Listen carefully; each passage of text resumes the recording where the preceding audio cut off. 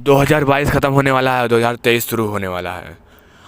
पर 2022 में बने ऐसे रिकॉर्ड जिन्हें जानकर कि आपके होश भी उड़ने वाले हैं। रूस और यूक्रेन की लड़ाई के बीच एक मानवीय स्टार्टअप टीम फॉर यूए ने 3D प्रिंटर का उपयोग करके स्कूल बनाना शुरू किया है। इसके लिए विभिन्न कंपनियों ने प्रौद्योगिक दान करने की पेशकश की है। युद्ध क्षेत्र में बनने वाले दुनिया के पहले 3D मुद्रित स्कूल की नींव राजधानी लविव की एक सड़क पर रखी गई है। अगर आपको ये वीडियो जरा सी भी पसंद आई हो तो इस वीडियो को लाइक और चैनल को सब्सक्राइब जरूर कर दें।